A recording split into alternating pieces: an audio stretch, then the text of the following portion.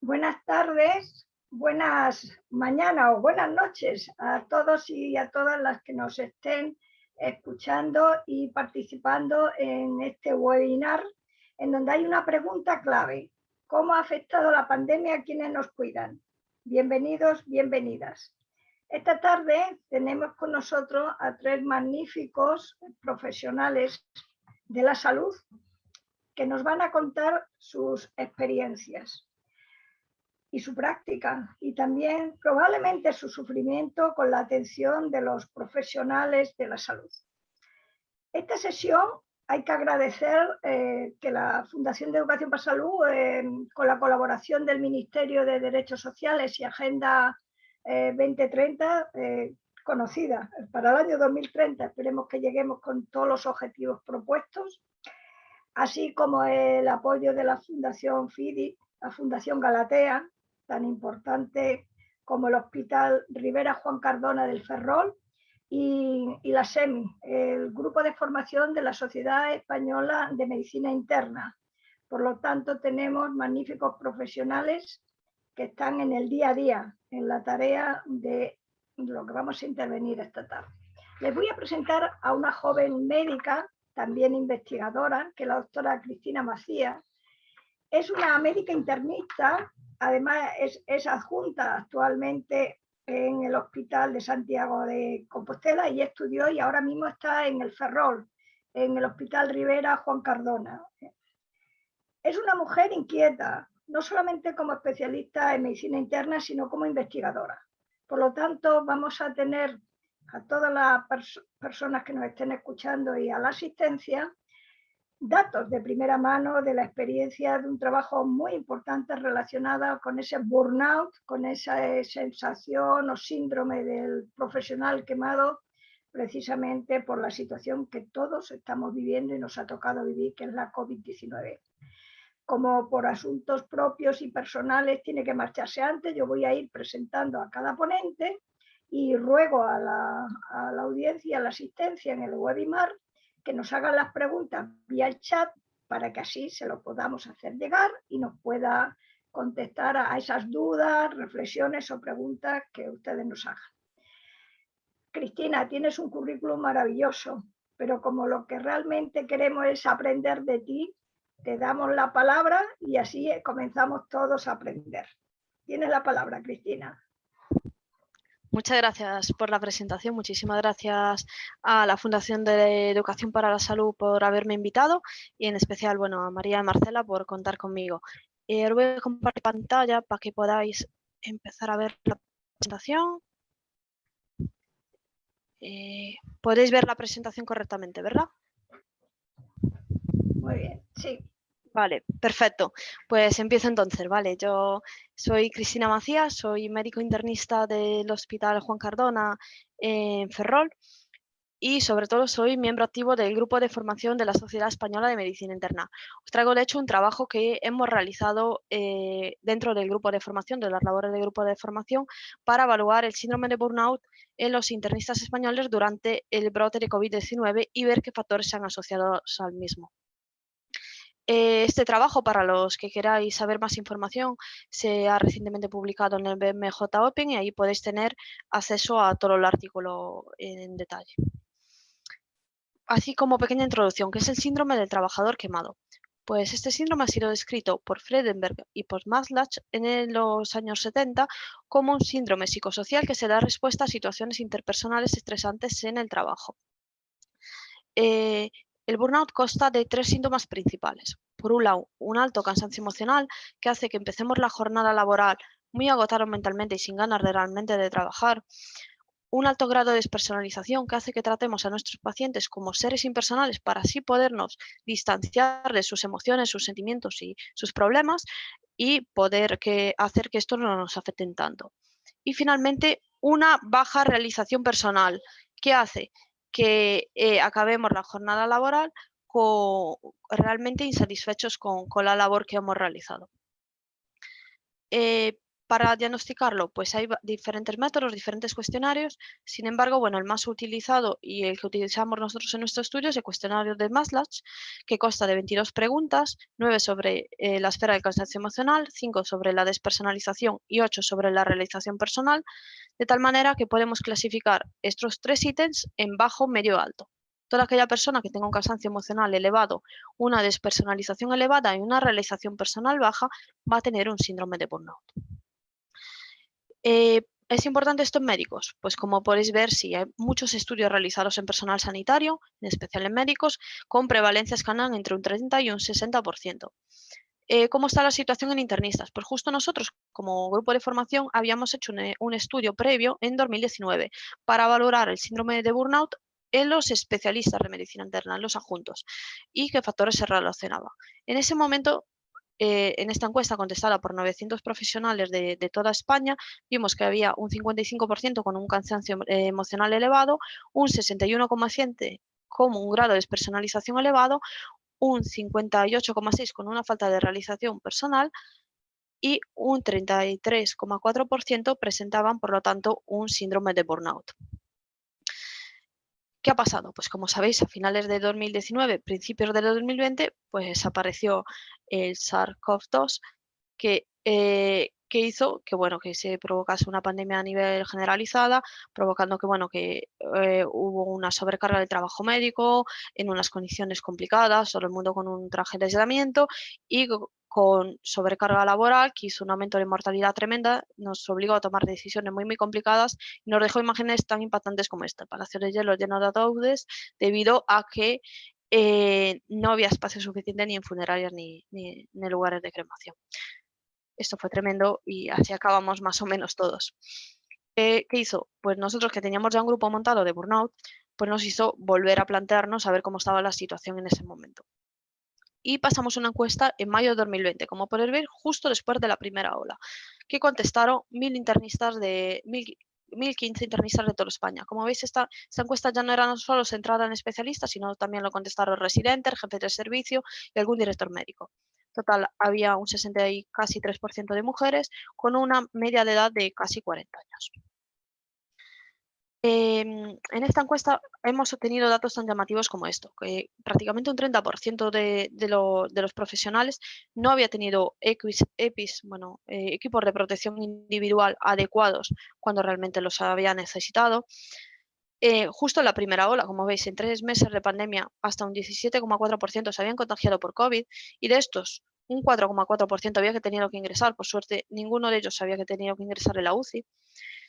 Sí que había una sensación generalizada de haber presentado mucho miedo de poder contagiar a familiares, que hizo que casi un 30% de los profesionales decidiese no vivir en su domicilio habitual durante la pandemia, irse a vivir a hoteles o a casas de compañeros de trabajo y dejar a su familia al lado durante esos meses.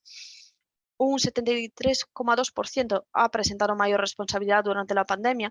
Para que me entendáis, durante el momento de pandemia se crearon equipos multidisciplinarios para poder atender a todos los pacientes, que hizo que otros especialistas que no están habituados a patologías respiratorias tuviesen que echar una mano en planta de medicina interna o de infecciosas en general.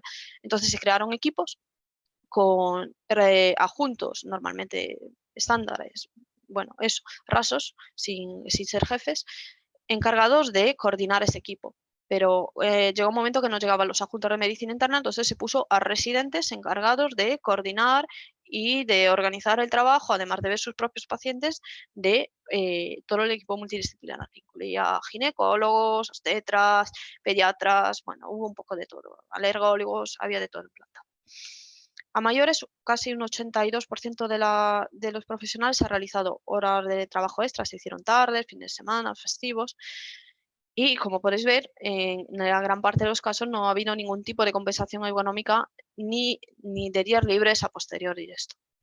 Con toda esta situación, pues en mayo de 2020 había un 58,3% de personas con un cansancio emocional elevado, un 61,5% con un grado de despersonalización elevado, un 67,5% con una falta de realización personal y en total un 40,1% presentaban síndrome de burnout. os estaréis preguntando si comparamos las dos encuestas. Sí que lo hemos hecho, que sepáis que esto tiene un cierto problema de método, porque sí que hay gente que contestó las dos encuestas, entonces habría que haber hecho un análisis comparativo, bueno, un análisis de eso, de que teniendo en cuenta que contestaron ambas encuestas, no se puede hacer porque no hay forma de parear ambas encuestas, entonces, bueno, es un análisis, pero no de todo bien hecho, para que interpretéis los datos de esa manera, ¿vale? Entonces, teniendo en cuenta solo los adjuntos, que eran los que habían contestado la primera encuesta, veis que en general el cansancio emocional ha aumentado, no de forma significativa, igual que la despersonalización, que también ha aumentado.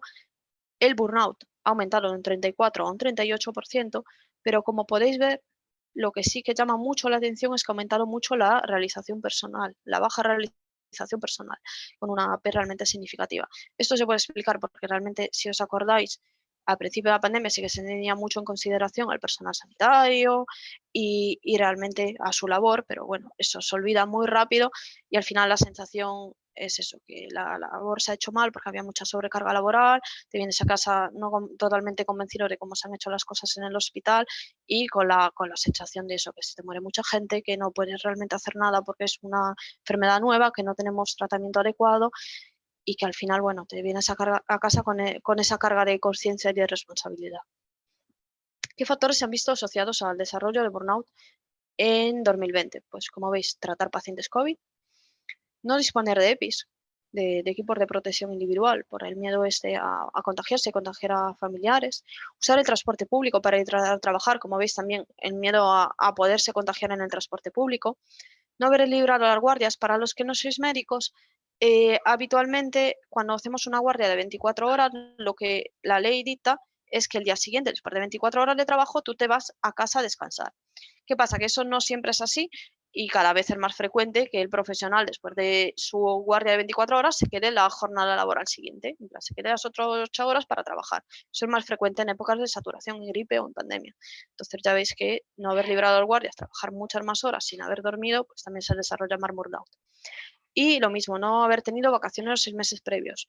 Esto lo podéis entender porque el brote de COVID fue en marzo, que viene justo después del brote de gripe. Entonces nosotros hemos pillado el brote de gripe con sobrecarga dentro de las plantas de medicina interna y una segunda sobrecarga laboral a posteriori con el brote de COVID. Y luego el hecho eso, de no haber tenido ningún tipo de compensación económica por el tiempo extra trabajado. Ya sé que suena un poco pesetero, pero al final es eso, nadie ha tenido en cuenta el sobreesfuerzo ni de forma económica, ni de días libres, ni de absolutamente ningún tipo de consideración. A mayores, ¿qué otras cosas vimos asociadas al burnout? Que nosotros lo clasificamos como efectos de burnout. Por un lado, la gente con burnout tenía mayor consumo de medicación para dormir, a mayores tenían un aumento de consumo de alcohol durante los meses de pandemia y muchos se habían planteado cambiar de especialidad, hacer algo diferente a medicina interna, más relajado seguramente, e incluso plantearse del todo, dejar la medicina y dedicarse a otra cosa. Bueno, estos son los datos que hemos obtenido de este estudio. Estoy a vuestra disposición para las dudas que tengáis y todo lo que consideréis. Y nada más, muchas gracias. Me despido con una foto de Vigo, que he vivido en Vigo hasta ahora, los últimos 4 años. Y nada más, a vuestra disposición para las dudas que tengáis. Muchas gracias.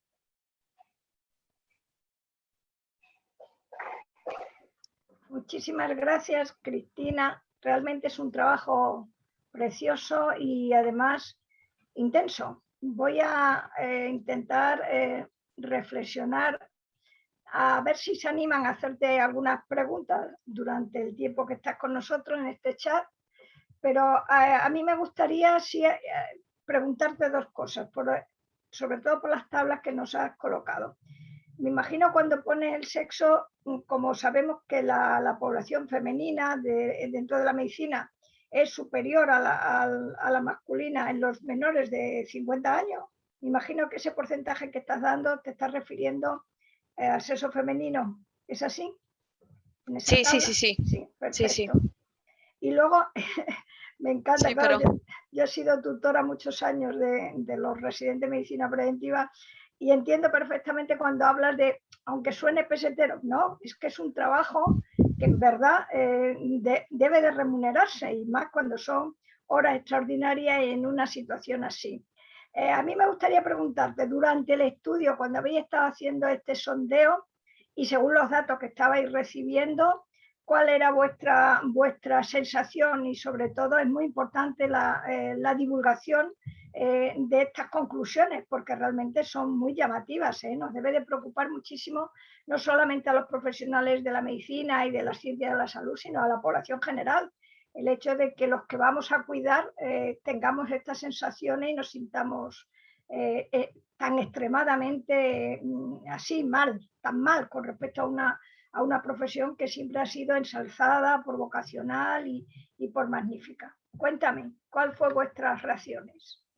Claro, a ver, nosotros ya veníamos un poco del estudio previo. En plan, ya en el estudio previo nos llamó mucho la atención. 1 de cada 3 sanitarios de base estaba quemado. Pues imagínate cuando ya ves que ya pasa de un 30 a un 40%. Es que cada vez la sensación es eso, que vamos sumando ya a profesionales ya quemados, vamos a sumarle una pandemia. Lo que intentamos divulgar con el estudio y lo que intentamos dar al grupo de formación es que se intente hacer algo. De parte de la Sociedad de Medicina Interna, pues hemos empezado a hacer talleres, a incluir talleres de burnout para manejo eso de situaciones estresantes y de situaciones complicadas, intentar explicar, bueno, cómo manejar esto y cómo intentar prevenir que un profesional acabe tan quemado. Solo intentamos meter tanto eso en la escuela de verano de residentes que tenemos nosotros, organizada por nosotros, luego en el Congreso Nacional de Medicina Interna también hicimos un taller.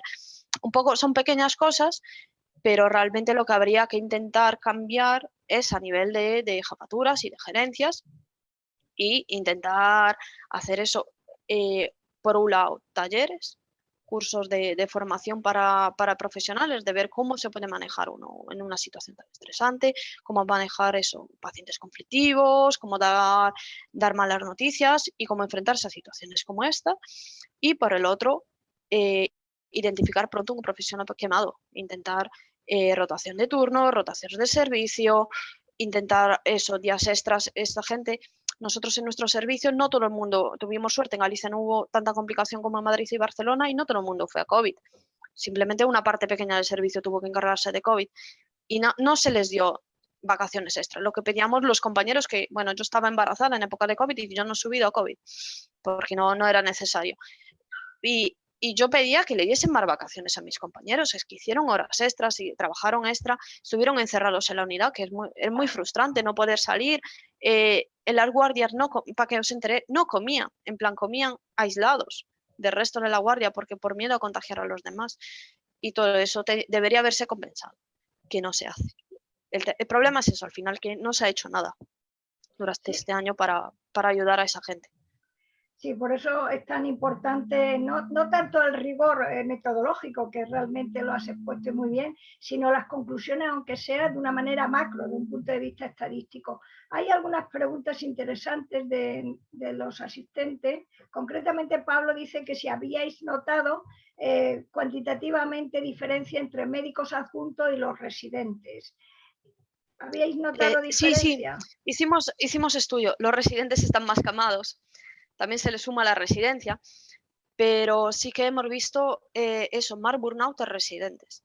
Y sobre todo sí que se ha visto eso, que tuvieron mucha más responsabilidad, el hecho de has tenido que enfrentarte a más responsabilidad. Lo que he comentado anteriormente, hemos puesto a residentes de tercer o cuarto año al cargo de unidades multidisciplinarias, donde ellos eran los encargados de codirigir adjuntos de otras especialidades.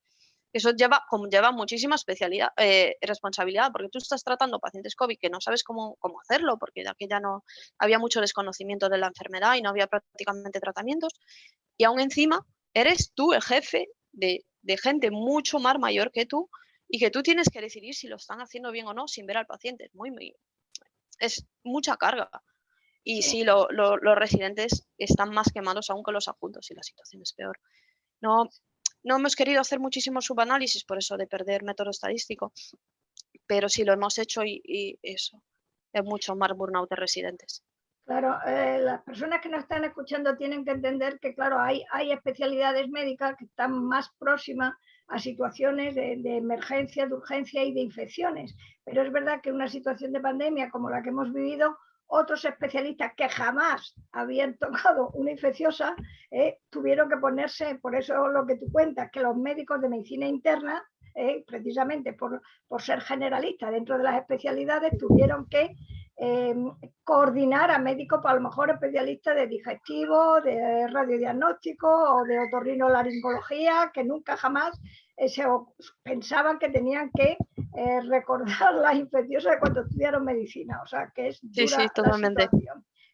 Otra pregunta interesante que reflexiona, pregunta una de las asistentes que si es verdad que recibieron soporte de personas de migración, que ayudaran de alguna manera, que apoyaran de alguna manera a la profesión sanitaria para ayudar a la suplencia de los profesionales. ¿Tú has sabido o tienes conocimiento de que hubiera un pool de profesionales, tanto autóctonos como de migración, que hubieran ayudado en un momento determinado? Para que No sé exactamente si pasó en Madrid. Yo creo que por lo general no. Fue suficiente. Eso, perdón, es que tengo mi hija que fue suficiente con el pool de gente. Lo que se hizo fue movilizar a todo el personal sanitario existente en el hospital. Se hicieron equipos multidisciplinarios de otras especialidades. Finalmente sí que se planteó en algún momento hacer como una convalidación express de especialidades de gente de otras nacionalidades que tenían eso, la especialidad hecha, sobre todo en Latinoamérica, que fue donde más se nos propuso, pero creo que finalmente no fue necesario. Sí que hubo como un pool apuntado en los colegios médicos.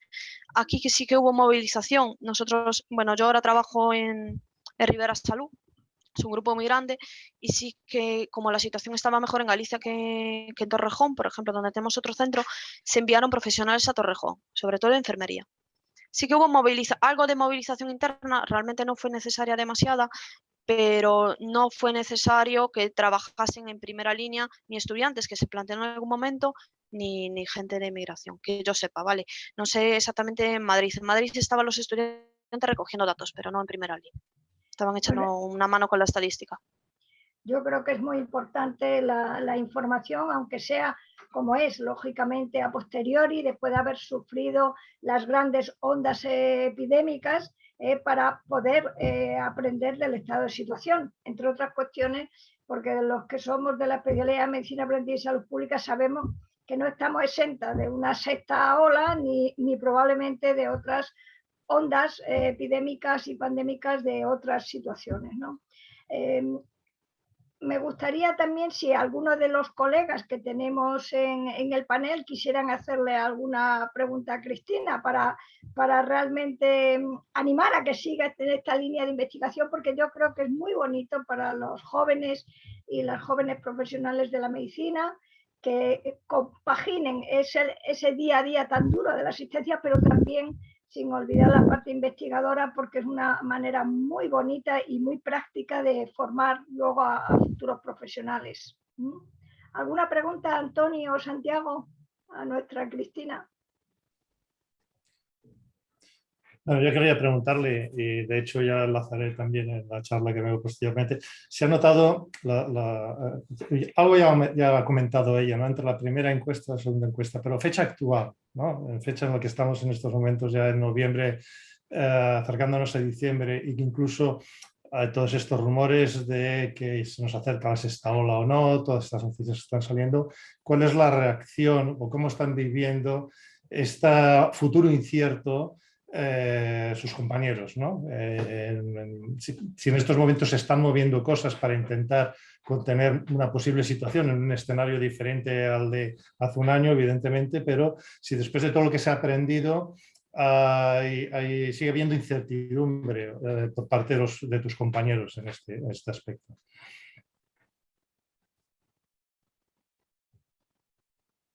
Cristina, ¿la has podido escuchar? Ah, no la has podido. ¿Me oyes? Cristina, ¿me oyes? Cristina. No sé si... Ahora sí. Cristina. No, no.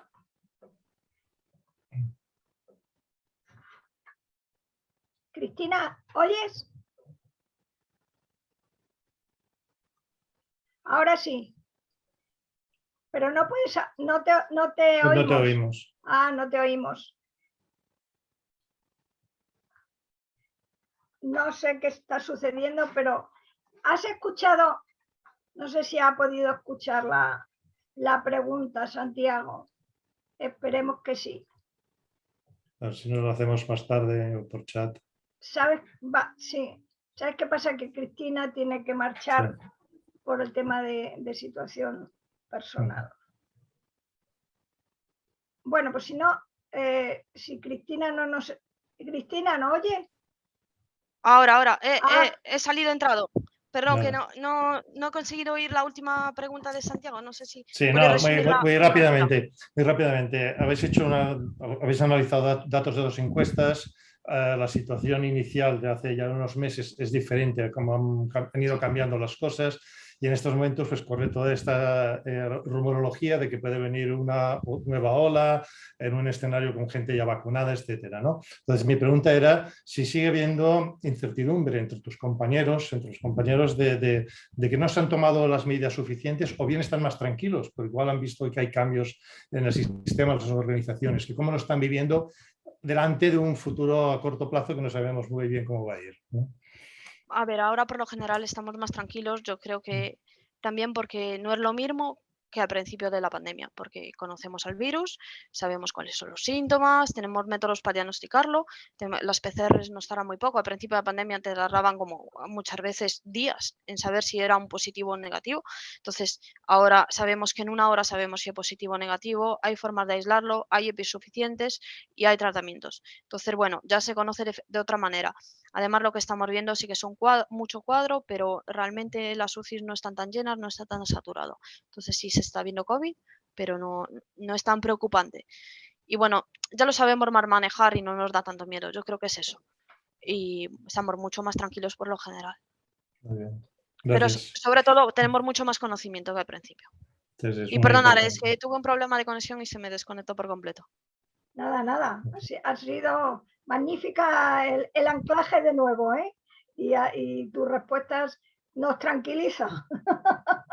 Nos tranquiliza que el conocimiento y el gran deseo que tienen nuestros jóvenes médicos y especialistas, ahí lo está demostrando Cristina, que el hecho ya de la práctica y de haber estado dominando primera, segunda, tercera, cuarta y quinta ola, pues ya la sexta, que epidemiológicamente nadie puede descartar que no la tengamos, desde luego no va a ser igual que las anteriores, pero estamos más armados.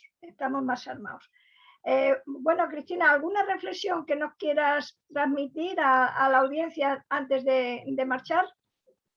Pues bueno, yo creo que lo que es fundamental es, se tienen que dar en cuenta los políticos, los gerentes y los jefes de que tienen al personal muy quemado, hay que hacer algo, hay que actuar desde fundamentos, desde estudiantes, formando a la gente, luego hay que dar soporte psicológico al personal y hay que intentar cambiar algo, porque estamos muy quemados de base y nos hemos enfrentado a una pandemia, pero lo que has dicho tú, habrá más pandemias, habrá más sobrecargas por gripe o por otros motivos, y no puedes jugar con un personal tan quemado porque llega un momento que colapsa la gente.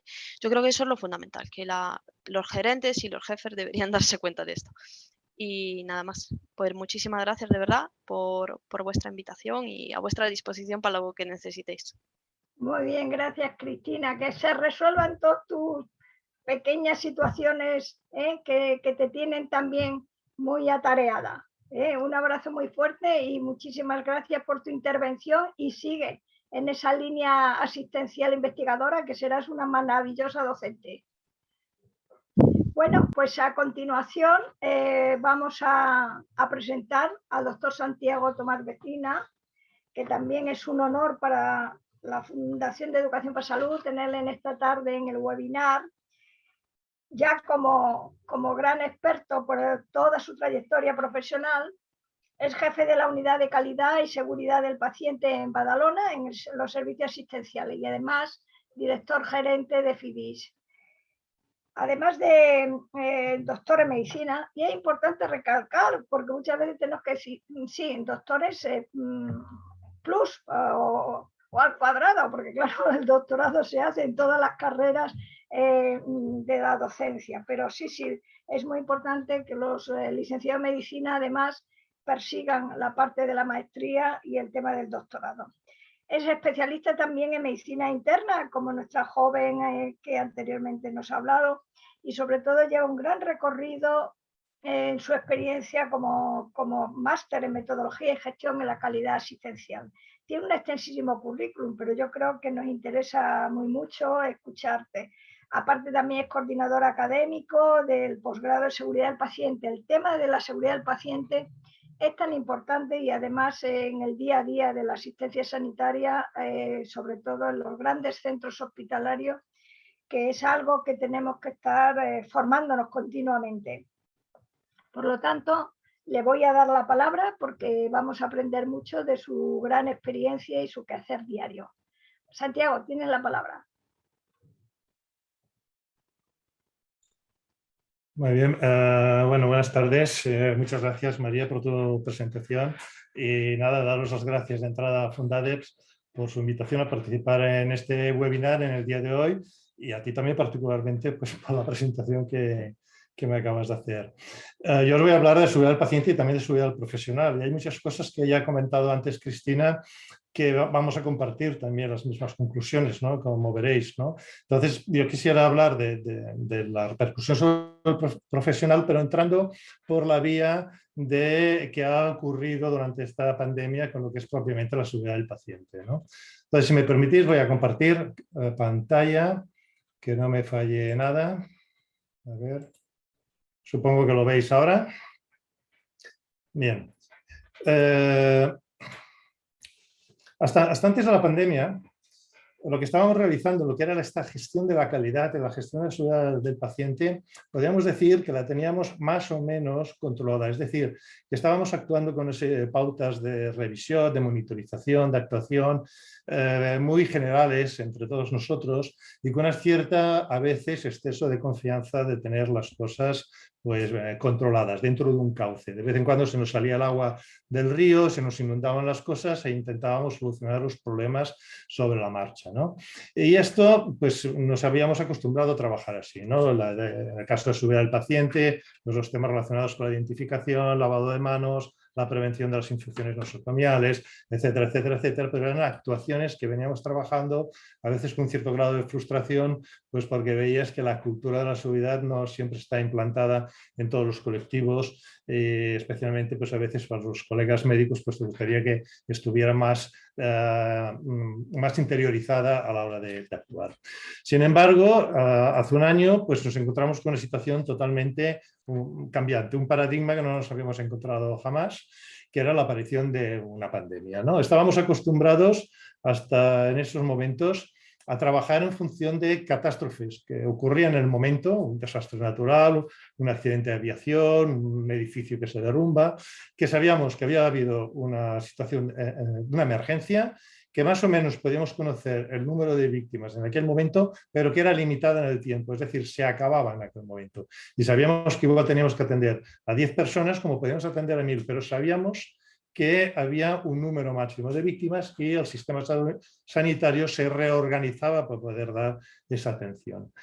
¿Qué ha ocurrido con la pandemia? Pues la pandemia era un riesgo que no valorábamos en aquel momento, que ha tenido o tuvo un inicio progresivo, nos iban avisando que venía el lobo, pero no hacíamos mucho caso, y que hemos visto que las necesidades fueron aumentando y persistentes en el tiempo, ¿no? Me recuerda un poco el símil del volcán que se está viviendo en estos momentos en Canarias, ¿no? Es decir, algo que está apareciendo, que va más, que va destruyendo y que no sabíamos ni sabemos cuándo se iba a acabar. Esta incertidumbre pues, ha determinado mucho la respuesta que hemos dado sanitaria y la reacción que hemos tenido también los profesionales, ¿no? De una situación inicial que no sabíamos que iba a pasar y que tampoco se le daba mucha importancia, era una similar a la gripe, nos decían a veces, a una situación pues tan catastrófica como la que hemos vivido, ¿no? Y este elemento pues ha generado muchas de las cosas que han sucedido posteriormente, ¿no? Haciendo un símil de la famosa teoría del queso suizo de James Rison para intentar explicar por qué llegamos a estas situaciones, no se trata ahora de intentar explicar qué ha pasado, porque ya desgraciadamente ya todos lo conocemos, pero sí que quería hacer hincapié en dos barreras que fallaron, ¿no? En dos lonchas de este queso suizo. Una es la declaración tardía de la pandemia, que es lo que comentaba hace un momento, y luego la débil preparación, porque nunca habíamos pensado que podíamos llegar a esta situación. Y con la rapidez que se disparó todo en el tiempo y con la falta de medios que teníamos en aquel momento y de preparación, pues pasó lo que pasó con el gran colapso del sistema sanitario y las numerosas víctimas que han existido y que siguen existiendo con esta pandemia. En este sentido, cuando intentamos analizar qué es lo que ocurrió exactamente con la seguridad del paciente, y no estoy hablando tanto de cómo atendimos el COVID, que en realidad pues, lo atendimos con los pocos conocimientos que teníamos y como podíamos, ¿no? Sino las repercusiones sobre riesgos innecesarios que no tendrían de haber ocurrido, pues nos dimos cuenta de que estábamos hablando de 4 escenarios posibles que podían afectar a los pacientes. En primer lugar, el efecto directo de la asistencia a los pacientes COVID en una situación de desconocimiento de la enfermedad, con terapias que estábamos en aquel momento utilizando de manera empírica. ¿Quién se acuerda ahora de la hidroxicloroquina y que en aquel momento le estábamos dando a todo el mundo cloroquina con los efectos secundarios que podía tener esto? Y situaciones pues, con el manejo del oxígeno, los déficits que teníamos de equipamientos, los desabastecimientos de fármacos, etcétera, etcétera, que pues todo esto causó problemas de seguridad y problemas aparte de lo que era propiamente la infección del COVID.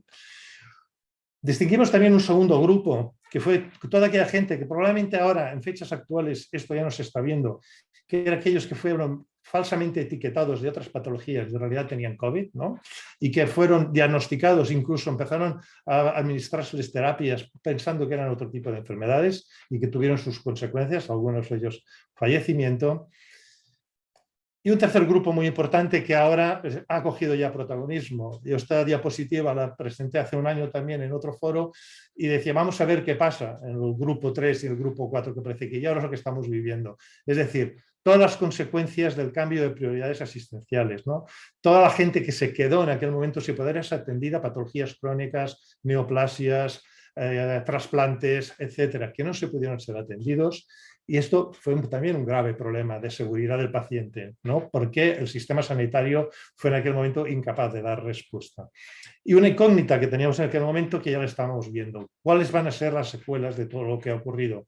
Ya no solo de la enfermedad en sí, sino de todas estas acciones que tuvimos que realizar sin saber bien qué hacíamos y que pasarán factura o han pasado factura a los pacientes, ¿no? ¿Qué es lo que está pasando en algunos de los enfermos que han sobrevivido después de etapas graves? ¿Qué es lo que les está pasando ahora? ¿Es culpa del virus o es culpa de lo que hicimos, ¿no? El síndrome famoso, las secuelas post-infección COVID, el síndrome post-COVID, ¿no? Esto es un campo de investigación ahora en el futuro que ya se está trabajando, pero que tiene una parte de repercusión directa de lo que, por culpa del virus, pero también de muchas cosas que se hicieron, ¿no? Y luego un quinto grupo, que es qué pasaba con los profesionales, ¿no? Y sabéis que en seguridad del paciente distinguimos varios tipos de víctimas. El paciente, la primera, la más importante, pero luego hay también el concepto de segundas víctimas. Cómo esto iba a repercutir en los profesionales que estaban haciendo atención en aquel momento y qué consecuencias iba a tener y que algunas ya Cristina nos ha explicado anteriormente y que luego también pues, compartiremos a continuación.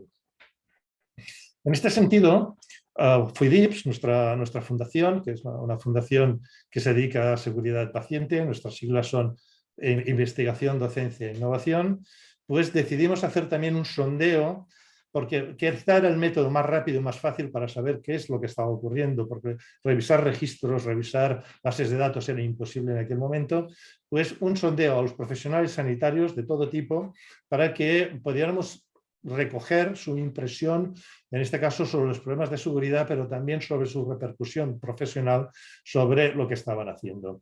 Y esto se realizó en 2 etapas. Se realizó una etapa alrededor del mes de abril y una segunda etapa se realizó entre diciembre y enero diciembre del 2020 y enero del 2021. No os voy a atormentar con muchos números, estos solamente son tablas resumen, pero para que veamos un poco cómo fue evolucionando. En esta tabla veis cómo en la primera parte del estudio se declararon toda una serie de circunstancias o factores que repercutían sobre la seguridad del paciente con unas proporciones elevadísimas. proporciones que en situación normal no hubiéramos tolerado jamás, ¿no? Y que en aquel momento los propios profesionales declaraban haber sufrido o haber participado en eventos adversos de estas características. Un 23% en estos sondeos manifestaban haber trabajado con infecciones adquiridas durante la asistencia, con infecciones nosocomiales, cuando son porcentajes inaceptables en cualquier otro tipo de condiciones. O los errores de medicación, muchas veces relacionados con problemas de identificación de pacientes o por manejar fármacos cuyas características desconocía el mismo personal y que se estaban utilizando de una manera deprisa para poder atender a los pacientes. Los errores que habían también de laboratorio, sobre todo con el tema de las PCRs, como se ha comentado anteriormente, etcétera, etcétera. Aquí podéis ver una gran variedad de cosas que fueron declaradas y cómo al cabo de 8 o 9 meses habían variado muchísimas estas proporciones, ¿no? Y veis un gran descenso. ¿Por qué este cambio? Pues este cambio lo ha comentado también Cristina al finalizar su participación, ¿no? Es aquellas situaciones en las cuales ya vamos conociendo cómo se maneja la enfermedad, lo que no tenemos que hacer, porque ya hemos visto sus consecuencias, y cómo a medida que hemos tenido más utillaje clínico que nos permitía protegernos, más fármacos, más evidencias científicas que nos han ido ayudando, hemos ido cambiando las maneras de actuar. Y esto ha dado pie a reducir mucho la aparición de eventos adversos, según, insisto, con todas las limitaciones de estos sondeos. Hay algunos preocupantes, y lo explico a modo de anécdota porque es preocupante de reflexión cómo hicimos las cosas, que es, por ejemplo, las caídas de los pacientes.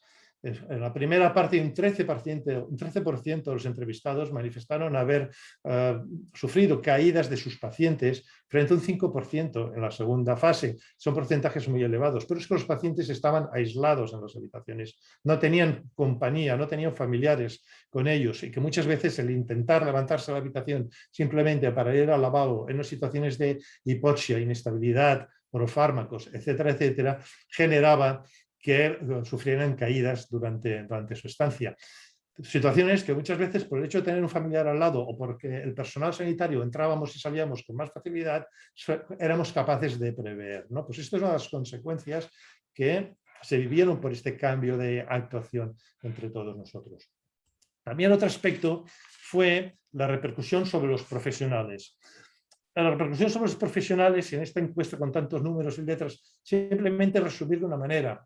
Por un lado, la gente manifestó un alto temor a contagiarse del COVID o manifestó haberse contagiado del COVID en porcentajes, pues en este caso del 20% casi de los entrevistados. El temor a contagiar a sus familiares, como comentaba también Cristina anteriormente.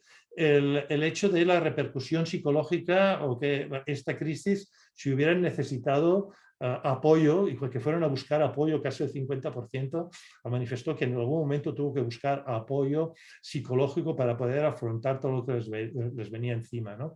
O desarrollar maneras de trabajar para intentar frenar las consecuencias de los impactos emocionales que estaban sufriendo. Llamando la atención también dos cosas, una en un aspecto muy negativo, que es la desconfianza hacia el sistema sanitario y hacia las organizaciones sobre las informaciones que se les estaba suministrando en aquel momento sobre la pandemia, sobre la enfermedad. Desconfianza que sigue existiendo actualmente, porque gracias o desgracias a las redes sociales hay una confusión con muchísimas cosas que se comentan. El deterioro de su estado de ánimo progresivamente durante todos estos meses y, en sentido positivo, el hecho del orgullo, el hecho de la satisfacción, el hecho de decir, siento que he podido ayudar, me siento orgulloso de mi trabajo y una actitud positiva de poder ayudar a los demás, ¿no? Que quizás ha sido el aspecto más bien valorado por todos ellos. Hemos hecho lo que hemos podido a costa de una gran repercusión sobre nuestra situación física y sobre todo mental. También se recogieron datos referente a las relaciones interprofesionales. Las relaciones interprofesionales se manifestó un cierto deterioro progresivo entre los diferentes estamentos, ¿no? Como consecuencia de la persistencia de la pandemia y de las formas de trabajo. Es cierto, llama la atención que muchas veces las diferencias surgidas con la gestión del estrés y las necesidades del apoyo psicológico fueron más en las fases, digamos, la segunda encuesta, mientras que en el inicio, de la primera hora, la repercusión, el temor psicológico estaba sobre todo muy centrado en la falta de equipos de protección individual o la toma de decisiones éticamente muy cuestionables en aquel momento que se tenían de tomar. Y esto es lo que les daba un fuerte impacto emocional o psicológico sobre lo que estaban realizando en aquel momento, ¿no? Estudios similares, existen varios estudios. Yo quería destacar el estudio de Cristina, también deja ser un sondeo. El estudio que hemos hecho nosotros también son unos sondeos a profesionales, tanto enfermeras como médicos. Este estudio de Canadá, que está todavía vigente, y creo, si no me equivoco, que hay unas 18.000 personas aquí entrevistadas, viene a presentar conclusiones muy similares a las que acabamos de manifestar, ¿no? Es decir, parece ser que la pandemia ha dado lugar a una reacción o un empeoramiento de la salud mental de una manera muy característica para todos los profesionales, porque hemos vivido más o menos las mismas circunstancias en todas partes, ¿no? Y es cierto que cuando tú analizas la reacción psicológica de las personas delante de unas catástrofes, pasamos por varias etapas, ¿no? Desde una etapa de incredulidad y de confusión y de temor a lo que me va a pasar a mí y a los míos directamente, a una fase heroica de intentar dar todo lo que llevamos dentro, lo máximo de cada uno, para poder dar salida a la situación de la enfermedad que tienen toda la sociedad en aquel momento, y que incluso llegamos a pasar a una fase de euforia y de optimismo, y que vamos hacia adelante y vamos a tirar porque podemos, entre todos vamos a salir de esta, ¿no? Aquella fase, si recordáis, de las fotografías que todos compartíamos por redes sociales, ¿no? Podría ser esta fase. Para ir decayendo progresivamente. Y para ir decayendo progresivamente, pero en el desencanto, en el desánimo, en la depresión, con consecuencia de todo lo que hemos comentado, esta persistencia larga en el tiempo, que hoy en día, y yo esta mañana, pues comentando también con la gerencia de mi hospital, ha salido la frase de ¿cuándo se va a acabar esto? Pues ha habido la gente que ya va tirando la toalla, ¿no? Algunos no se salen de este pico negativo y entran ya en otras situaciones ya más alarmantes con empeoramiento de salud mental, y el resto vamos saliendo progresivamente como podemos e irnos adaptándonos dentro de un reajuste psicológico y profesional para poder seguir tirando adelante y coexistir con lo que tenemos y poder seguir estando ahí y trabajando, ¿no? Y esto es lo que ha dado pie al concepto de segunda víctima por COVID-19. La segunda víctima que definíamos hasta ahora era aquel profesional sanitario que se veía sometido a una situación de estrés agudo porque había habido un evento adverso, un problema de seguridad en el cual se había visto directamente implicado como causante final del problema, y cambia la definición a una situación de estrés agudo por una incapacidad de poder dar salida a una situación, y que hay una combinación de factores críticos como la alarma social, la saturación de los servicios o la escasez de recursos, que hace que tú llegue el momento que ya no puedas más delante de esta situación y que tenga una repercusión anímica personal y hacia el servicio que tú estás dando, ¿no? Este concepto de segunda víctima por COVID-19 cambia el concepto que en su vida del paciente estábamos hablando hace un momento de segunda víctima, ¿no? Con una serie de características clínicas y en servicios que se ven más afectados, como las unidades de cuidados intensivos, los servicios de urgencia, neumología, etcétera, y básicamente resumiéndolos porque hemos llegado a aceptar unas condiciones de riesgo inaceptable en otras situaciones, y esto ha ido progresivamente deteriorándonos psicológicamente.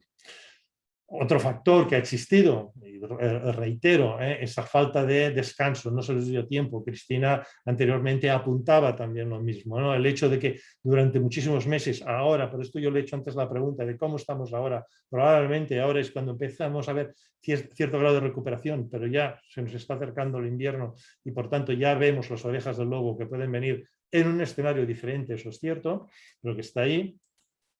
Y hemos aprendido muchas cosas, y hemos aprendido cosas dentro de lo que es la asistencia sanitaria, pero que básicamente están centradas en dos objetivos. Un objetivo primordial, que es intentar reducir al máximo el número de contagios, con toda una serie de medidas en prevención que hemos ido desarrollando, desde medidas higiénicas, mascarillas y ahora toda la importancia de la vacunación, a medidas asistenciales de cómo los hospitales y los centros de atención primaria, los centros sociosanitarios se han ido adaptando a las subidas o bajadas de las incidencias o prevalencias de COVID en las zonas, las necesidades de recursos, etc.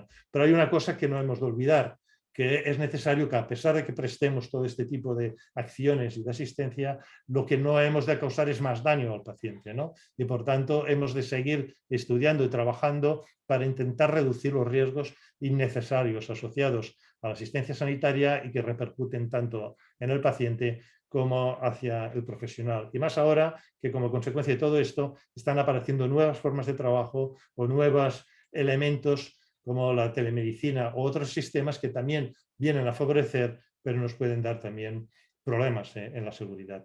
En resumidas cuentas, yo creo que hemos de reflexionar sobre 4 aspectos, ¿no? Uno, que la gestión de la seguridad del paciente ha de tener un enfoque proactivo, holístico, es decir, hemos de pensar que puede venir, pero en una imagen global, tanto pacientes como profesionales, tanto los diferentes niveles asistenciales, hospital, primaria, etcétera, cómo nos hemos de trabajar en conjunto entre todos nosotros, ¿no? Un segundo aspecto a reflexionar es que esa diversidad de prácticas asistenciales que hemos ido realizando y que parece que ahora ya vamos reordenando un poco, ha perjudicado mucho. Y ha perjudicado mucho tanto a los pacientes como a los profesionales, ¿no? Y que es necesario, pues, que todo lo que es la previsión de recursos y la coordinación la trabajemos bien y seamos capaces de, para nuevas olas o nuevas pandemias en el futuro, pues no pase lo que veíamos en el queso que el suizo, sino que ya nos pille con un poco más de previsión, ¿no? Que no hemos de olvidar que hemos de seguir manteniendo el cumplimiento de lo que llamamos las prácticas clínicas seguras, ¿no? La identificación del paciente es muy importante. Ha habido muchísimos errores de identificación, sobre todo en las fases iniciales. La prevención de errores de medicación. Temas relacionados con la prevención de infecciones, el lavado de manos, que probablemente es la práctica segura que mejor hemos aprendido todos ahora, hasta la población y hasta los niños, ¿no? Bueno, pues todo esto no se puede olvidar, pase lo que pase, porque es básico para no causar daño. Y por tanto, hay que fomentarlas y hay que trabajarlas y no olvidarlas, ¿no? Y luego que no hemos de perder de vista todo lo nuevo que ha aparecido, todo lo nuevo que está llevando, y que esto va a obligar a las organizaciones a innovar también en seguridad del paciente, ¿no? En cambiar las formas de trabajo. Lamentablemente ya estás observando que estamos volviendo atrás, ¿no? A veces pensamos que no hemos aprendido de lo que ha ocurrido y estamos volviendo a las antiguas formas de trabajo, ¿no? Y aquí hemos de ir con mucho cuidado. Se nos abre una oportunidad de hacer cosas nuevas, y esta oportunidad de cosas nuevas la hemos de aprovechar, pero también hemos de valorar los riesgos que pueden llevar las mismas. Y sobre todo, y con esto acabo, no olvidemos los profesionales, ¿no? Hay que desarrollar estrategias de prevención y soporte del principal recurso que tiene el sistema sanitario, que son los profesionales. Sin los profesionales no vamos a ser capaces de poder dar una respuesta sanitaria satisfactoria y evidentemente la que demos va a estar cargada de riesgos innecesarios que no tendrían que aparecer. Por tanto, lo profesional en estas situaciones es una pieza clave y que no podemos olvidar. Nada más, muchas gracias de nuevo por vuestra invitación y estoy a vuestra disposición para las preguntas que queráis realizar. Muchísimas gracias, Santiago. Hay 2 preguntas de una participante, de un asistente que habla, se dirige con una pregunta. ¿Cree que los fondos Next Generation mejorarán aspectos para la seguridad al paciente y que las organizaciones cuiden mejor al personal sanitario?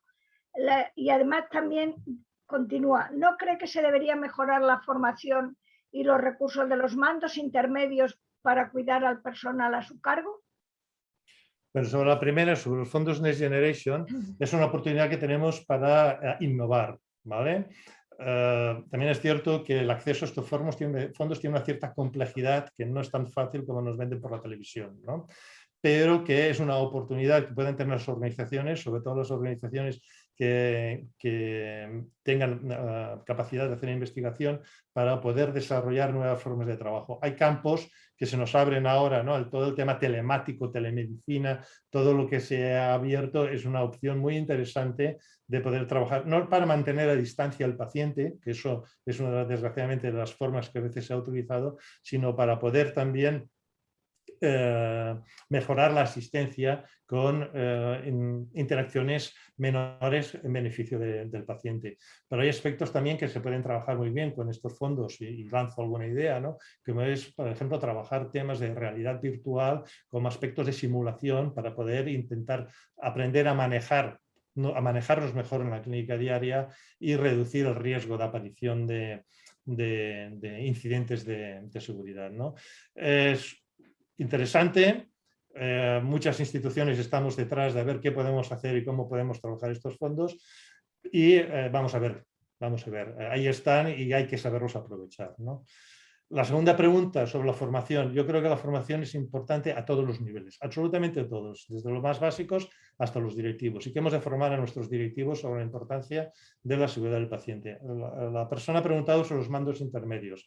Los mandos intermedios suelen ser las personas que están más directamente relacionadas con el personal asistencial y que son las que tienen que resolver más el día a día con ellos, ¿no? Es cierto que necesitan también formación como todos los demás, pero también es cierto que en la pandemia se han encontrado con muchas limitaciones, ¿no? Ha habido muchos mandos intermedios que se han dedicado más a cubrir plantillas de recursos humanos, por decir un ejemplo, que no en la capacidad de poder supervisar, gestionar y ayudar, ¿no? Y esa capacidad de supervisión se ha perdido. Entonces yo creo que las formaciones en seguridad del paciente se han de hacer a diferentes niveles, cada uno tiene su papel y que no los mandos intermedios tengan que formarse más que el resto, sino todos por igual. La cultura de seguridad del paciente ha de ser igual para todos. A mí me gustaría hacerte una pregunta, porque es verdad que en los indicadores que nos has puesto es tan llamativo, vamos, los servicios de medicina preventiva, y yo he estado durante 40 años en un servicio de medicina preventiva en un gran hospital como es el Clínico San Carlos. El hecho, cuando empezamos a hacer el EPINA, el estudio de prevalencia y infección nosocomial, estaba en un 20% y era un escándalo. Ahora ya hemos podido bajar a un 10%. O sea, las cifras que has dado en relación con la SIRA, con las infecciones relacionadas con la asistencia sanitaria, es escandalosa la situación que hemos tenido al principio y posteriormente. ¿Realmente crees que los profesionales multidisciplinarmente que han trabajado por el tema de la COVID se han dado cuenta del beneficio que es trabajar de manera interdisciplinar para evitar las iras? Yo creo que sí. Yo creo que ha habido un antes y un después, ¿no? Y antes ponéis, por ejemplo, el ejemplo de otros colectivos de especialidades que han tenido que trabajar ayudando a los internistas, ¿no? Yo también lo viví en su momento, pero es cierto que ha mejorado la comunicación entre los diferentes estamentos, ¿no? Entre los diferentes niveles de servicios, ¿no? Y que probablemente se han dado cuenta de la importancia que tienen pues, servicios de preventiva o comités de infecciones o el trabajo interdisciplinar entre médicos y enfermeras para intentar reducir muchos de estos problemas, ¿no? Y en concreto los problemas de las infecciones.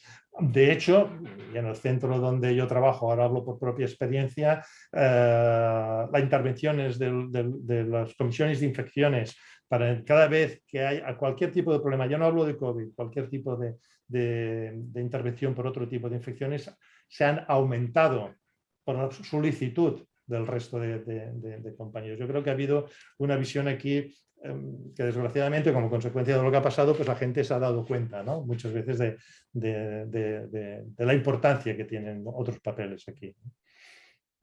Sí, yo creo que hay que transmitir que si hay comisiones que funcionan son las interhospitalarias e intraservicios de los hospitales. Sí, pues sí. Muchas veces hago una comisión y vamos a ver cómo marear la pérdida. No. Ahí es el día a día y poder evitar efectivamente tantísimos riesgos y más relacionados con la asistencia sanitaria. Pues muchísimas gracias, Santiago. Muchas gracias, María. Ha sido una presentación magnífica y muy ilustrativa. Bueno, vamos a continuación. Gracias.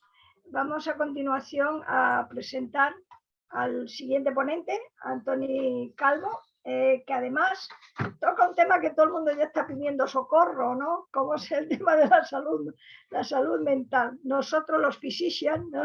Los médicos siempre trabajando la parte física, la parte material, lógicamente donde estamos más instruidos y más formados. Antoni Calvo es psicólogo, es director de la Fundación Galatea y director del programa de protección social del Colegio Oficial de Médicos de Barcelona. O sea, cercano lógicamente a los colegios profesionales. Yo he tenido indirectamente la suerte de conocer la iniciativa tan maravillosa del PAIME que pusisteis en marcha a través del Colegio de Médicos de Madrid, sobre todo de la fundación de la Organización Médica Colegial, que es magnífica y bueno, me ha parecido brillante. Por lo tanto, tenemos un invitado especial con mucha práctica y en la terapéutica familiar como mediador, también funcionario en excedencia del Cuerpo Superior de la Generalitat y un currículum extensísimo. Yo creo que lo más importante es que también eres uno de los profesionales que ha estado ahí día a día trabajando para la salud física y sobre todo psicológica y mental de nuestros profesionales y también probablemente de muchas familias y muchos pacientes que haya pasado en su trayectoria vital y profesional. Vamos a escuchar a Antoni Calvo, que es donde realmente nos va a ilustrar también como Santiago y Cristina en esta tarde webinar. Tiene la palabra. Muchas gracias, doctora Sainz. Y en primer lugar, trasladarte el saludo de una común amiga, de Nina Miedo. Sí. Que además creo que está conectada en este webinar y nos está escuchando. Estupendo, estupendo. Qué alegría más grande. Me consta Nina. que tienes en ella una grandísima amiga y una grandísima admiradora. Es recíproco, gracias. Muy bien. En segundo lugar, agradecerte a ti y a la Fundación la invitación que nos has trasladado a la Fundación Galatea para poder explicar nuestro modesto trabajo y también expresar un sentimiento después de haber escuchado a la doctora Macía y al doctor Tomás, que es que me siento un privilegiado por haberlos escuchado y por haber aprendido mucho informaciones que nos han trasladado muy interesantes y por tanto muy contento de compartir esta mesa con todos vosotros. Voy a compartir también en este caso la presentación. No sé si la vemos, imagino que sí. Sí, muy bien. Ok. ¿Desde dónde os hablo? Antes la doctora Sainz ha hecho una pequeña referencia. En 1998 se crea el programa de atención integral médico enfermo por acuerdo del Consejo de Colegios de Médicos de Cataluña y con el apoyo del Departamento de Salud del Gobierno catalán. El objetivo de ese programa era intentar dar atención a los médicos y médicas que en aquel tiempo preocupaban por el efecto de una mala praxis profesional. Muy rápidamente se creó el programa Retorno dirigido a las enfermeras, al personal de enfermería con el mismo planteamiento. Y al 2001 también se crea, por acuerdo también del Consejo de Colegios de Médicos de Cataluña, la Fundación Galatea, cuyo objetivo es la salud de los profesionales de la salud. Hoy en el patronato de la Fundación Galatea están representadas prácticamente todas las profesiones sanitarias o del ámbito de la salud. Y tenemos 3 líneas de trabajo. La línea asistencial, que cuenta fundamentalmente con la Clínica Galatea, que es donde se concentran la mayor parte de servicios asistenciales, su unidad de consultas externas, su unidad de hospitalización con 22 camas y también con el hospital de día. Es una clínica monográfica solo que atiende a profesionales de la salud. En 2017 creamos el servicio de apoyo emocional a los profesionales de la salud con el objetivo de dar atención, dar asistencia a la patología mental no severa, que ya era tratada en este caso por los servicios de la Clínica Galatea, pero que sí estaba produciendo un gran sufrimiento emocional en muchos pacientes debido a factores estrictamente relacionados con su práctica profesional, en su entorno profesional, pero también con su entorno personal familiar. Es decir, que aquello que junta la naturaleza, que no lo separemos las personas, todo va junto. Ese servicio de apoyo emocional creado en 2017 ha supuesto el gran precedente también para poder poner en marcha el 13 de marzo del 2020 del servicio de teleapoyo psicológico al cual me voy a referir a continuación. Pero hay 2 líneas más de trabajo de la Fundación Galatea. La otra es los programas de prevención y promoción de la salud y la última es la de la investigación. De manera sistemática y recurrente la Fundación Galatea realiza estudios sobre la salud, estilos de vida y condiciones de trabajo para cada una de las profesiones que componen el patronato, pero también para determinadas especialidades médicas. Tanto es así que rápidamente vamos a ver cómo está la salud de los profesionales de la salud y nos situamos en esta diapositiva que nos gusta mucho presentar de entrada. Es una información que tiene que ver con antes de la pandemia. Antes de la pandemia se realizó una valoración de cuál era la percepción sobre la salud mental de todas las profesiones del ámbito de la salud. Y todas tenían una peor percepción de salud mental que la población general. La población general la veis aquí en la parte, dijéramos, derecha de este gráfico y fijaros en qué niveles está la percepción de mala salud mental de todas las profesiones del ámbito de la salud. Se sienten peor que la población general, que es a la que ellos tienen la responsabilidad y la función de atender. Por tanto, esta fotografía prepandémica, si le añadimos información como la que nos ha presentado la doctora Macía y el doctor Tomás sobre los diferentes estudios, evidentemente nos sitúa ante un empeoramiento de la situación de todos los profesionales de la salud.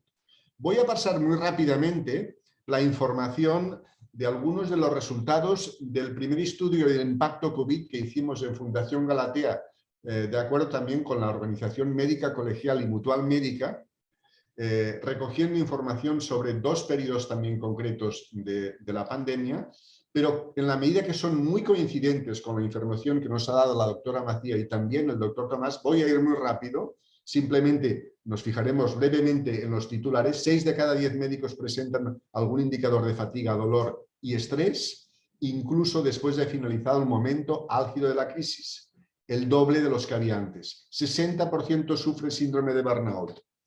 Se triplica el porcentaje de médicos que se sienten sobrepasados. Respecto a cómo se sienten en caso de una segunda ola, en aquel momento, de igual intensidad que la primera, más de la mitad menos preparados física y emocionalmente.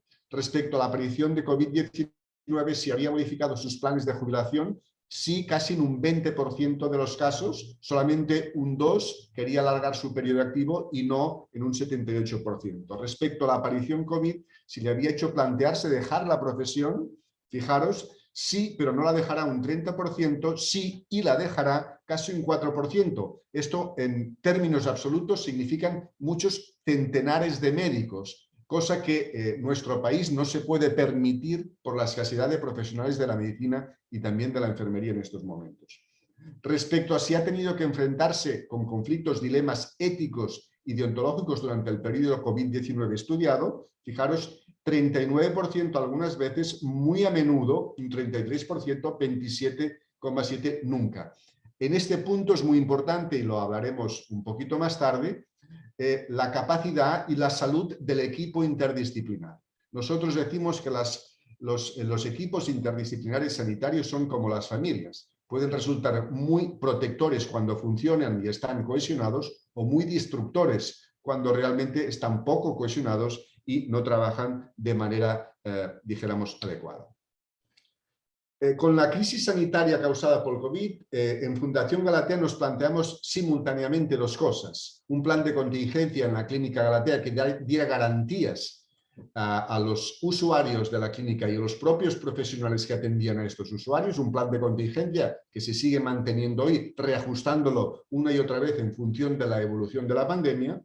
Y, como os he dicho anteriormente, poner en marcha un servicio de atención o de apoyo psicológico a todos los profesionales de la salud y que garantizara que, aunque no era posible el contacto directo, la presencialidad, sí que fuera posible un mínimo de garantías respecto a ese apoyo psicológico. Esta es una diapositiva de mucho colorido, aparentemente poco interesante, pero a la cual yo siempre le dedico un poquito más de tiempo. ¿Por qué?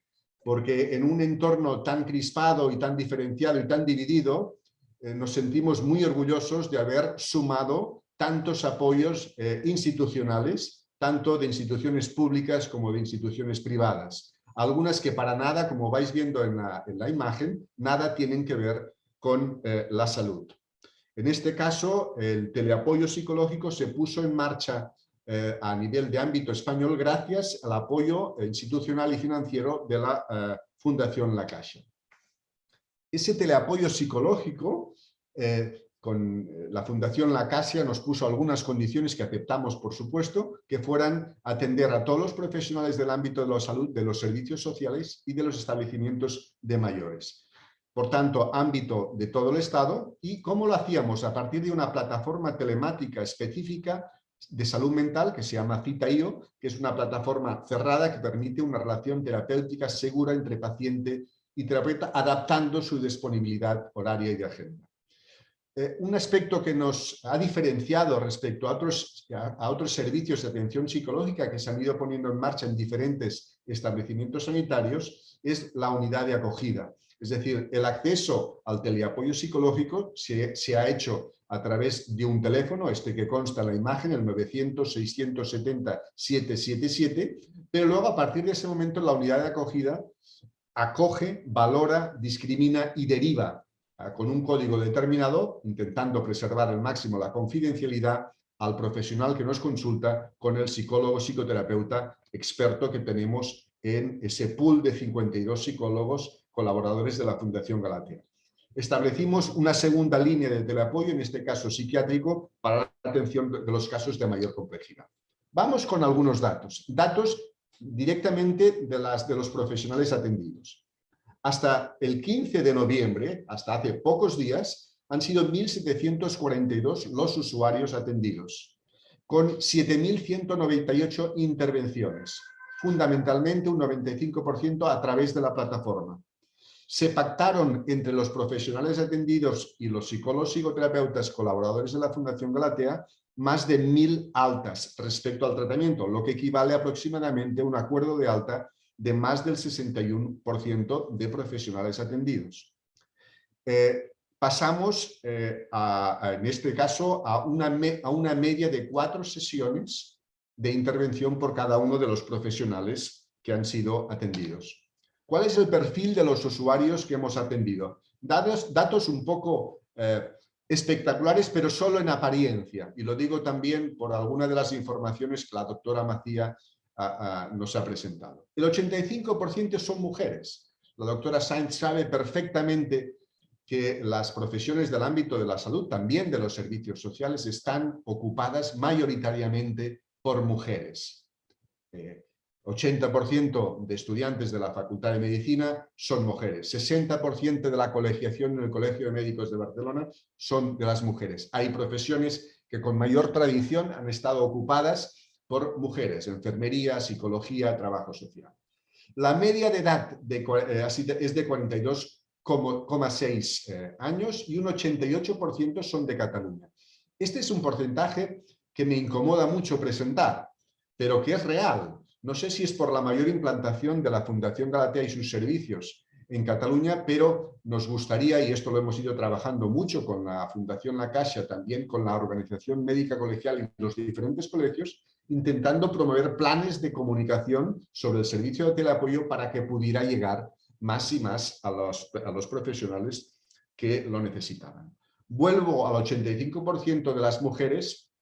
Tenemos que saber, y eso es algo muy conocido a nivel, dijéramos, en Fundación Galatea, de los programas asistenciales, que las mujeres profesionales de la salud, cuando tienen una dificultad, piden antes y sin mayor problema ayuda que no los hombres. Eso también corroboraría y daría más consistencia a ese 85% de mujeres atendidas. 38% de profesionales atendidos son médicos, 44% enfermeras y auxiliares de enfermería. La mitad trabaja en hospitales, 24% en áreas básicas de salud y 7% en residencias y sociosanitarios. Y esta es una diapositiva que también me interesa mucho darle una cierta relevancia.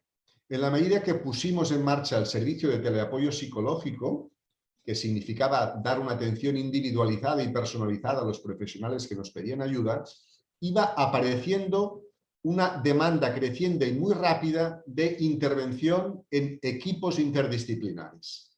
Se ha hablado en las dos presentaciones anteriores de la doctora Macía y del doctor Tomás, cómo en el transcurso de los momentos más álgidos de la pandemia se habían tenido que tomar decisiones respecto al funcionamiento de muchos servicios, de muchos profesionales que han tenido que cambiar de función,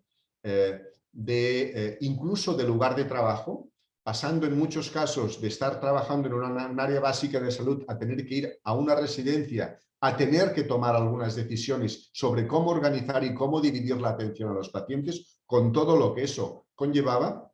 Y esas decisiones que se han tomado desde las gerencias, desde los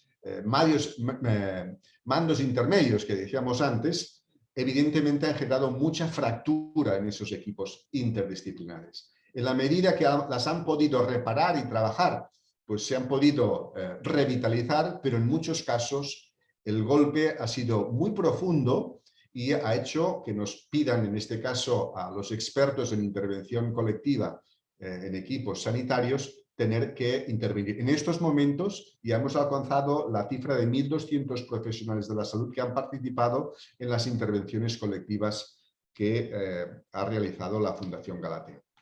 Voy a daros datos sobre la salud de los médicos residentes, también en la presentación, y que en la presentación de la doctora Matías se ha hecho referencia a los médicos residentes.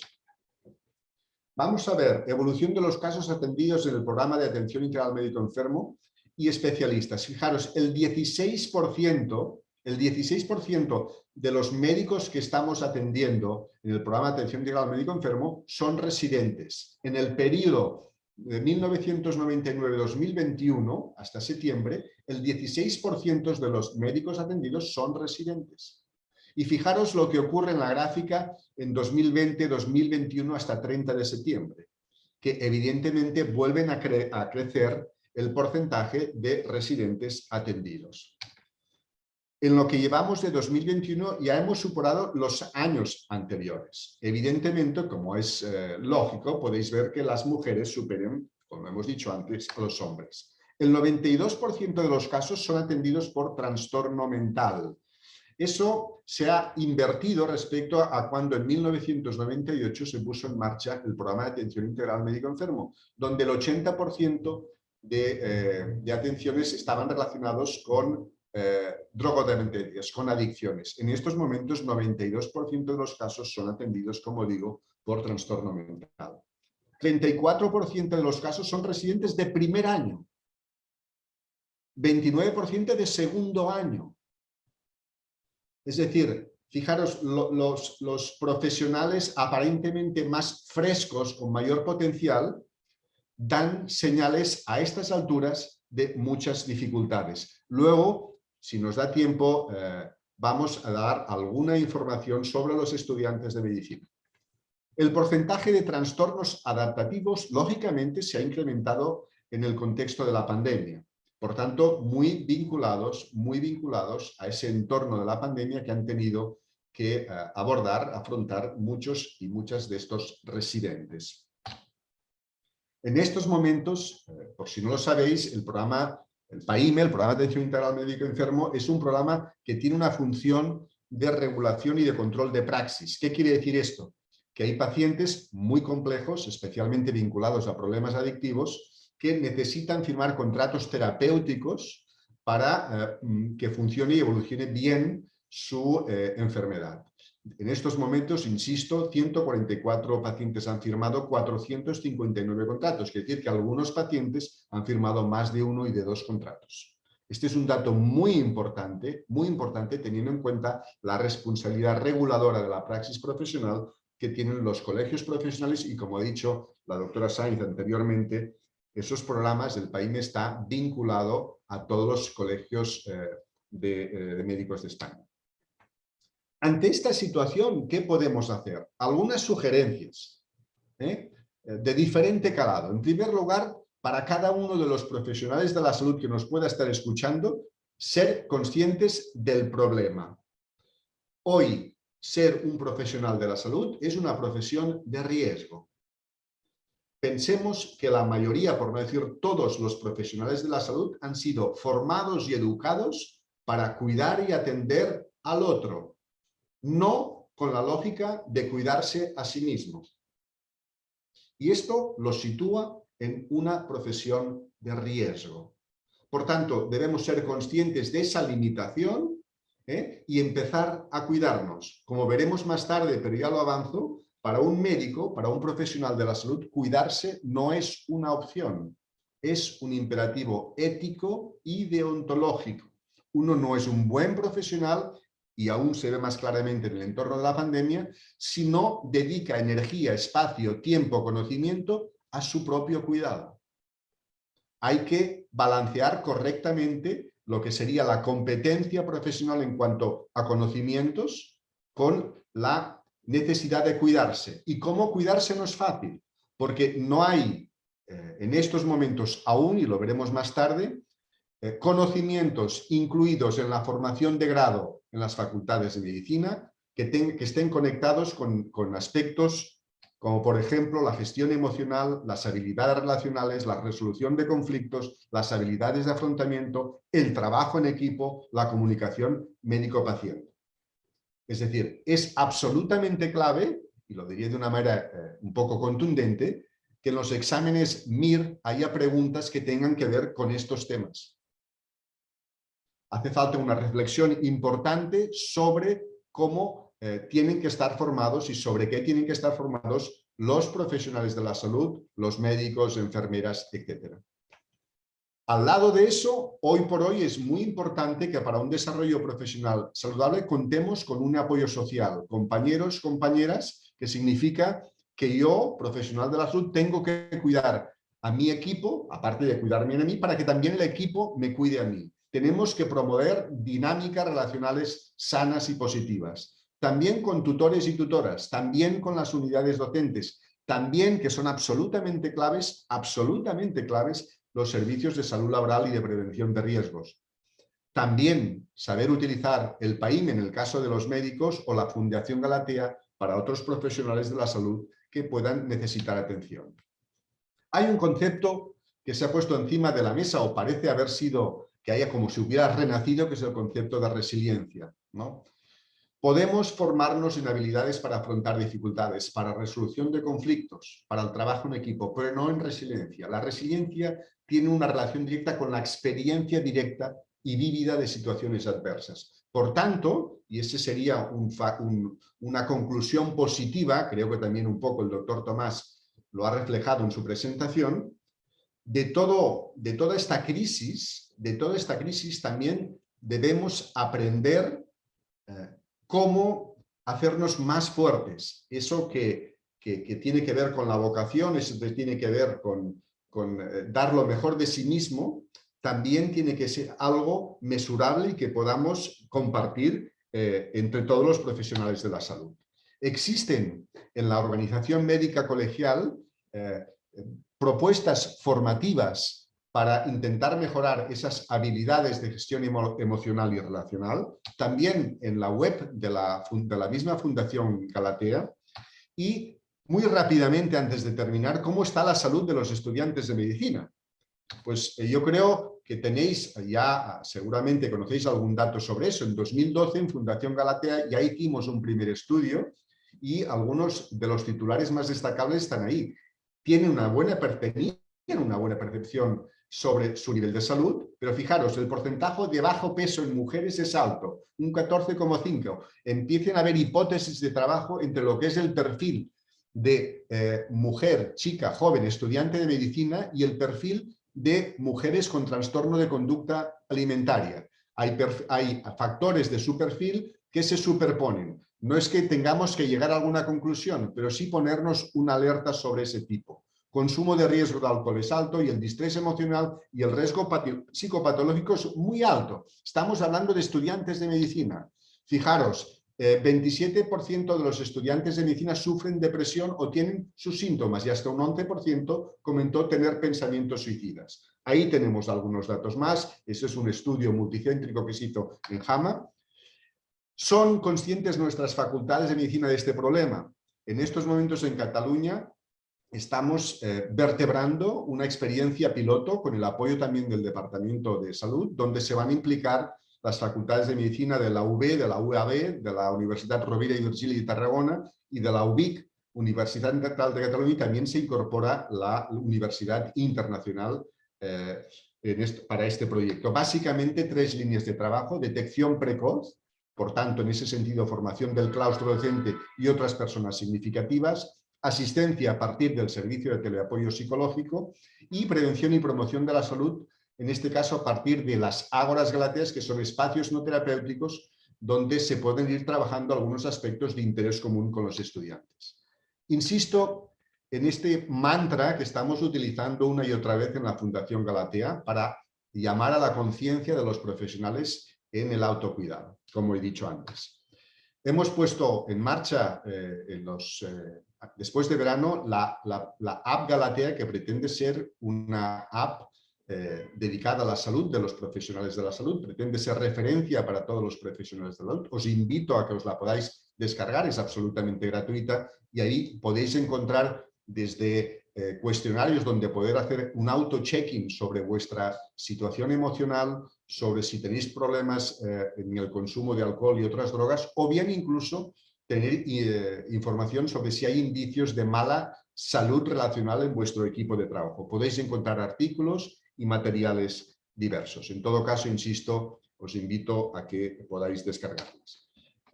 Así simplemente hacer referencia a la web de la Fundación Galatea, como he dicho, pero también a la web de la Clínica Galatea. Allí podéis encontrar la mayoría de los estudios que hemos realizado, y hasta aquí. A partir de ahora también me quedo a vuestra disposición por si hay alguna pregunta o aportación que queráis hacer. Gracias. Pues muchísimas gracias, Antoni. Tenemos varias preguntas directas para ti. Te leo. Una de ellas claramente habla, dice: muchas gracias y felicidades por la ponencia. Los datos de las ponencias previas muestran que el burnout es transversal a hombres y mujeres, con diferencias y tendenciales según el sexo. A ver, que se me ha ido la pantalla. Seguimos. Un momentito. Dice: en sus datos sobre el perfil de usuarias, el 85% son mujeres. ¿Cómo podemos avanzar en que los médicos, enfermeros y profesionales sanitarios hombres puedan consultar más y pedir ayuda de salud mental en este contexto? Y además reflexiona y continúa. ¿Cómo cree que influyen los roles y estereotipos de género en el que del total de profesionales sanitarios y sanitarias durante y pos la pandemia consultan a psicología? ¿Por qué consultan menos en psicología los hombres que las mujeres? Esa es una primera pregunta. Bueno, 2 preguntas, hay varias, eso es un manual. Bueno, un poco hasta aquí yo diría que el hecho de que haya muchas más mujeres en las profesiones de salud, como he dicho antes, esto nos explica ese porcentaje. Y he dicho además que no solamente hay muchas más mujeres, sino que tienen menos dificultades en hacer un proceso, dijéramos, de auto-checking, de valorar cómo se encuentran, y no tienen dificultad para pedir ayuda. Además, hay profesiones que en ese sentido tienen menos miedo al estigma, como puede ser enfermería, como puede ser trabajo social.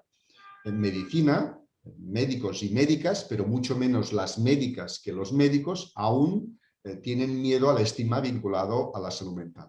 ¿Cómo vamos trabajando eso en el caso de los hombres para que pidan ayuda? Evidentemente, pues a través de todo lo que son las intervenciones que nosotros vamos haciendo en los establecimientos sanitarios, a través de todo el trabajo que vamos haciendo de sensibilización con los médicos residentes, con el trabajo que llevamos haciendo desde el 2009 juntamente con los laboratorios Almirall, para residentes y para tutores de residentes a lo largo de todo el territorio español, intentando hacer mucha incidencia sobre todo a un factor que consideramos clave y que puede ser muy convincente también para los médicos. No determinante, pero sí convincente. Y es que en la medida que cuando uno se siente mal o tiene algún tipo de sufrimiento emocional, toma la decisión de consultar, de pedir ayuda antes, el pronóstico, por supuesto, es mucho mejor.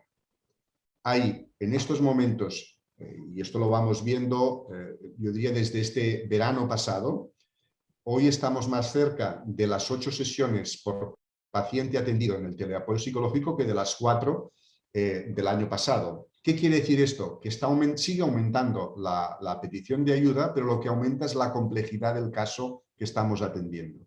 Son casos muy a menudo en el que han tardado mucho tiempo en pedir ayuda y lo que era un sufrimiento emocional se ha acabado convirtiendo en un trastorno, dijéramos, mucho más grave, en trastorno mental severo incluso, que en estos momentos requiere, dijéramos, un abordaje compartido a nivel de psiquiatra y a nivel de psicólogo. Hay otra reflexión dentro de la asistencia que comenta: los profesionales sanitarios de centros de gente mayor continuamos siendo los grandes olvidados y en esta pandemia hemos sido muy estigmatizados, y pienso que nuestra labor es también muy importante.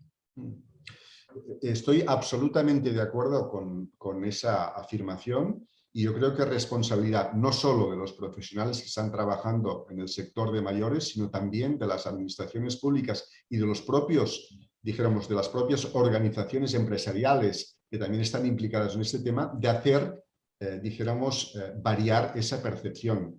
Hoy, fijaros, dijéramos, hoy las residencias no dejan de ser los espacios con un nivel de seguridad muy significativo cuando estuvieron en el otro lado, en el otro extremo, al principio de la pandemia.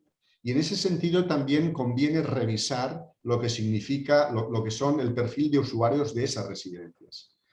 Hoy cada vez es un perfil, dijéramos, que tiene requerimientos de atención sociosanitaria, que también tienen el concepto de cronicidad muy metido en esos usuarios y que por supuesto requiere un nivel de conocimientos y de especialización de los profesionales que atienden a esas personas mayores muy considerable. Es decir, yo creo que tenemos que estar todos metidos en la necesidad de revalorizar lo que es el trabajo de los profesionales en el sector mayores. Efectivamente, sobre todo la comprensión de que la sociedad tiene es una prolongación de la vida familiar y social y no hospitalaria, aunque tenga la necesidad de esos recursos y de ese apoyo interdisciplinar. Me ha parecido muy importante cuando has expuesto, antes de todo el discurso académico y asistencial que desarrollas, el trabajo interdisciplinar, pero también el apoyo interinstitucional. Yo creo que es muy interesante siempre recordarlo, porque es verdad que cuando hay una necesidad tan grande y extensa y con tanta incertidumbre como hemos vivido y seguimos viviendo, aunque en otras circunstancias con el tema de la COVID-19, el hecho de que también las entidades públicas, privadas, de diversas ramas del saber y de la atención se hayan unido y hayan dicho hay que coordinarse para apoyar todo el tema interdisciplinar. Me parece muy interesante la reflexión y la puesta en pública, porque creo que... Si me permites, doctora Sainz, te diría, te agradezco mucho ese comentario porque seguramente es el que menos interesa a lo mejor a los que nos están oyendo, pero sin ese apoyo de tantas instituciones, que muchas veces o en la mayoría de veces se traduce en recursos económicos, no podíamos estar haciendo lo que estamos haciendo.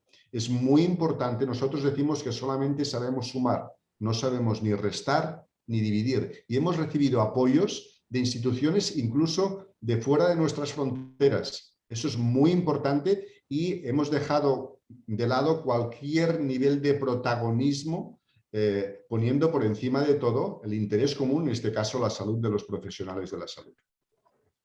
Efectivamente, creo que a veces es algo que ocultamos porque estamos en el día a día de nuestra actividad profesional, en una consulta, en un hospital, en un centro, en una fundación, y no somos capaces a veces de observar que gracias a que tenemos ese techo, esos medios, ese hábitat, podemos ejercer los fines que deseamos, pretendemos en aras a la salud de la población. Bueno, yo creo que hemos hecho un webinar entre los tres profesionales y yo, con el honor que me habéis permitido de coordinaros, magnífico. Nos habéis dado una salud condensada en conocimiento, es parte de nuestro ejercicio intelectual, saber y saber cada vez más para poder interpretar las dificultades que tenemos en la vida actual y real que convivimos, hombres y mujeres, viviendo una pandemia tan dolorosa y tan difícil como ha sido por esa incertidumbre y que todavía no ha acabado, pero ya tenemos más armas y más recursos. Esperemos que podamos salir con cierto aire y sobre todo con muchos instrumentos y muchas capacitaciones para abordar las próximas, que desgraciadamente, aunque no seamos científicos y nos adelantemos, pero sí saber que debemos estar preparados para todas las novedades. Y tanto como decía mi colega, el doctor Tomás, que la incertidumbre sea parte de ese ejercicio profesional, que tú nos enseñes, Antoni, porque realmente es una de las cosas que yo creo que al ser humano le cuesta más, vivir con la incertidumbre. Veo que no hay muchas más palabras y me imagino que más de las 40 personas que nos han estado sosteniendo y atendiendo y escuchando durante esta cerca ya de casi 2 horas, necesitan también ese descanso y ese relajo. A mí me gustaría que siguiéramos aprendiendo a través de los webinars y las posibilidades que nos da desde nuestra oficina, nuestra casa, allende los mares también, que podamos encontrarnos y poder ofrecer, y también desde Fundades poder ofrecer ese conocimiento y poder aumentar nuestro conocimiento y nuestras posibilidades de atender más y mejor a los demás, pero también, como tú muy bien nos has recomendado, partiendo de nosotros mismos. Así es que si no hay nada más que queráis comentaros entre vosotros, Antoni y Santiago, no sé si estás ahí todavía. Sí, estoy todavía, estoy aquí todavía. No, nada más. Yo creo que ha sido una tarde muy provechosa, hemos aprendido mucho. Yo también me he quedado muy sorprendido con algunos datos de los que ha presentado Toni, que la verdad que obligan a reflexionar sobre muchas cosas, ¿no? Y creo que ha sido muy interesante todo. Y daros también las gracias a Fundades por vuestra iniciativa. Pues muchísimas gracias, Antoni. ¿Quieres comentar alguna cosa más? Reiterar mi agradecimiento y la disposición de la Fundación Galatea a colaborar con todos vosotros, con Fundadeps, pero también con los equipos del doctor Tomás y la doctora Macía en caso de que lo consideréis oportuno. Muchas gracias. Muchas gracias. Pues yo creo que es un momento muy satisfecho. También toda nuestra asistencia nos lo está agradeciendo y esperamos que este alimento intelectual del conocimiento que nos habéis ofertado esta tarde nos sirva para tener la racionalidad y la tranquilidad de poder seguir ayudando a los demás y a nosotros mismos. Pues muchísimas gracias y que descansemos, que descanséis y que os divertáis. Y como muy bien Antoni nos ha recomendado, a empezar a cuidarnos para poder cuidar a los demás. Muy bien, Santiago, gracias por tus estudios y a seguir adelante. A vosotros. Buenas tardes, buenas tardes. Buenas tardes.